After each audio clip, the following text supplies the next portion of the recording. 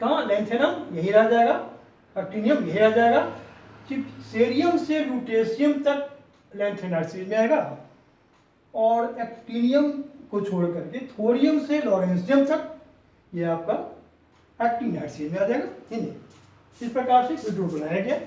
हम देखेंगे कि किस ग्रुप में या पेरियड में कौन सा एलिमेंट होगा, इसका पता कैसे लगाएं।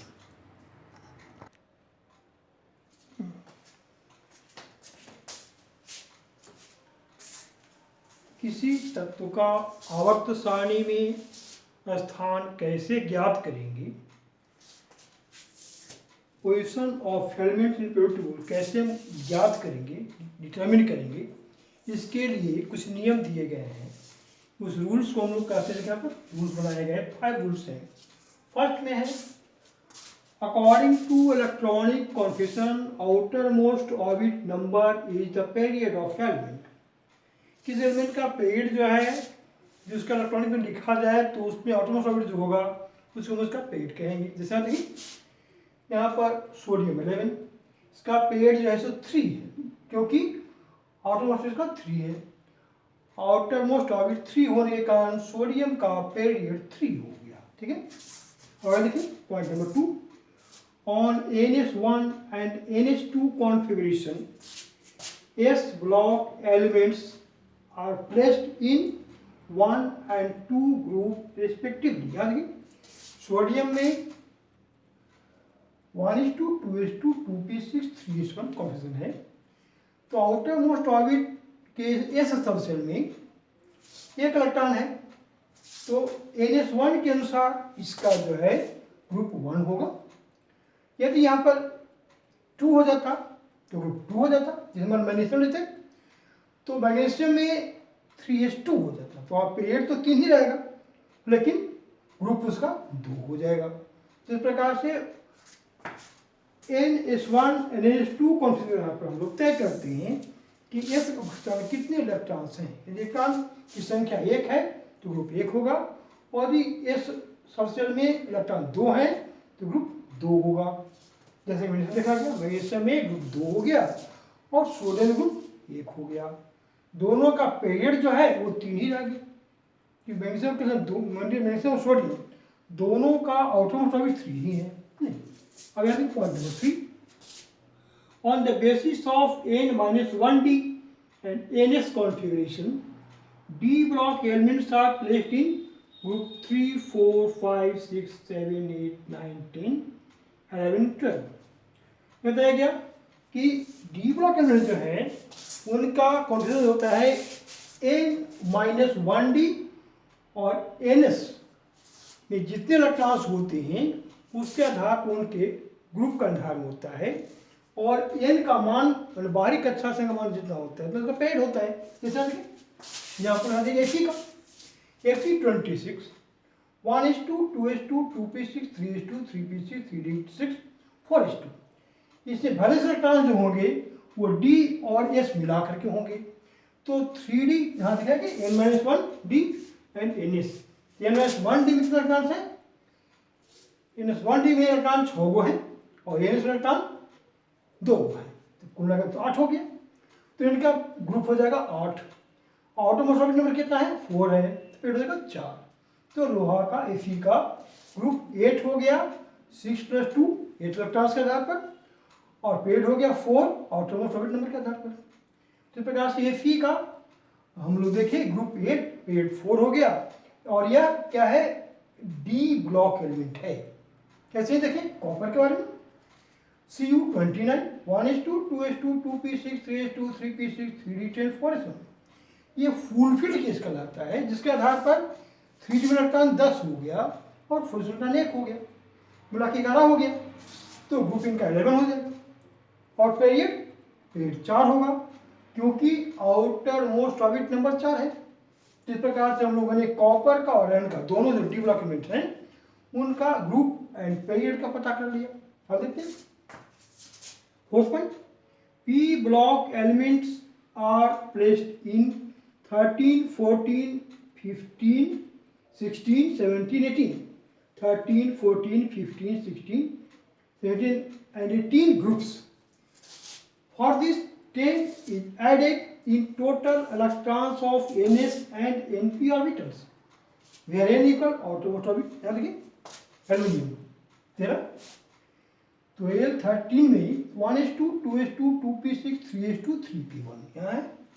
और यहाँ देखिए 3s एंड 3p में कुल मिलाकर 3 इलेक्ट्रॉन हुए। और कहते हैं इसमें 10 जोड़ना है तो ग्रुप कैसे बनेगा, 10 जोड़ दें 3 में, ये 3 बार जाए इसमें 10 जोड़ देंगे 13 हो गया। पेड़ देखेंगे तो 3 होगा क्योंकि ऑटोमोस्ट में यहाँ नंबर 3 है। तो इस प्रकार से एल्यूमिनियम का यहाँ पर पेड़ और ग्रुप दोनों पता लग गया। अब यहाँ देखिए यूरेनियम के बारे में, यूरेनियम 92, ये पॉइंट नंबर आगे देखिए, F block elements are placed in group 3 on the basis of L-1 D1 and NH2 configuration. यानी जितने भी ये लैंथेनाइड्स हैं और ये एक्टिनियस ग्रुप है तो 57 से 71 तक और 89 से 1s3 तक जो एलिमेंट्स हैं वो सबको 3 ग्रुप में रखा गया है क्योंकि इनका इलेक्ट्रॉन लिखा जाता है। तो लैंथेनाइड के लिए 5d1 और 6s2 आता है, एक्टिनाइड्स के लिए 6d1 और 7s2 आता है ऑटोमोस्ट कॉम्बिनेशन।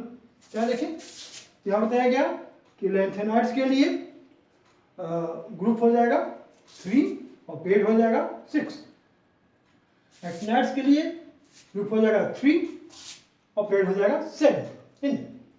तो यहाँ पर हम देख रहे हैं ये ग्रुप 6 हो गया, इस आधार पर ग्रुप 6 पेड हो गया, 7 यहाँ पर पेड हो गया और दोनों पूरे एलिमेंट जो है 57 से 71, 89 से 103 तक ग्रुप 3 में ही आ गए।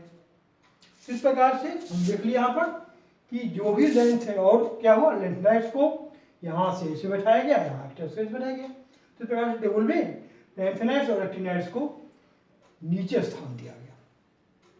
तो लैंथेनाइड्स और एक्टिनाइड्स का कॉन्फिगरेशन N-1D1 होता है और NH2 होता है। इस आधार पर 3 इलेक्ट्रॉन्स माने जाते हैं वैलेंस इलेक्ट्रॉन्स में और उन्हीं आधार पर इनको ग्रुप 3 नाम दिया गया, स्थान दिया गया। और पेड़ दिया गया बारीक अच्छा संख्या, लैंथेनाइड्स का आता है 6, एक्टिनाइड्स का आता है 7, पेड़ बनाया गया। अब ये देखना है कि कोई एलिमेंट्स इस सीरीज में कहाँ पर है, ये कैसे पता लगाएंगे। तो मान के आप चाहते हैं यूरेनियम पता करना, यूरेनियम जो है एक्टिनाइड में कौन पोजीशन पर है, क्या पोजीशन पर है। यार देखिए तो हम पहले इसको देखेंगे, क्या पहले हम इसको निकालेंगे इलेक्ट्रॉन पोजीशन। यहाँ देखिए यहाँ लिखा गया है, बताया गया क्या, हाँ, on the basis of outermost orbit number position of elements of in A block elements are determined by इतना, है ना। अब यहाँ देखिए क्या क्या गया, on the basis of outermost orbit number position of elements in A block elements determined by n-2 f configuration। यानी यूरेनियम लेते हैं इसमें 1s2 2s2 2p6 3s2 3p6 3d10 4s2 4p6 4d10 4f14 5s2 5p6 5d10 5f3। तो 5f3 के आधार पर पता करते हैं कि एक्टिनाइड में यूरेनियम कैवा स्थान पर है। तो यहाँ देखें 1 2 तीसरा पर होगी, एक्टिनियम तो यहीं आ जाएगा, इसलिए हम लोग केवल यहाँ से गिनेंगे थोरियम, प्रोटेक्टिनियम और यूरेनियम। तो यूरेनियम तीसरा पोजीशन आ गया, इसलिए आ गया क्योंकि 5f3 जो है 5f में 3 इलेक्ट्रॉन्स आता है, तो जहाँ पर यूरेनियम का एक्टिनाइड सीरीज में पोजीशन 3 हो गया। जब हम चाहते हैं सीरियम का लेना तो वहाँ पर पोजीशन 1 हो जाएगा क्योंकि उसमें 5d1 और 4f1 आएगा। 4f1 होने की वजह से यहाँ शुरू में आ जाएगा लैंथेनाइड्स में। जब हम चाहते हैं किसी और का जानना तो उसी हिसाब से तय होगा कि f में कितने इलेक्ट्रॉन्स है। मान लीजिए हमने लिया MD मेंडेलियम का, तो यहाँ देखते हैं मेंडेलियम लिखेंगे तो कॉन्फ्यूजन जो आएगा वो इस प्रकार से आएगा कि इसमें 12वें पोजीशन पर आपका आ जाएगा मेंडेलियम, क्योंकि यहाँ पर 5F12 हो जाएगा। मेंडेलियम में 5F12 हो जाएगा। तो मेंडेलियम का पोजीशन रेशो एक्टिनाइड सीरीज में 12वां हो जाएगा। 1 2 3 4 5 6 7 8 9 10 11 12 मेंडेलियम जो होगा उनका 5F12 इलेक्ट्रॉनिक होने की वजह से 5F जो है उसके माने एक्टिनाइड्स के 12वें स्थान पर मेंडेलियम आएगा। इस प्रकार से हम लोग विभिन्न तत्वों का आवर्त सारणी में स्थान ज्ञात करते हैं। आज इतना ही।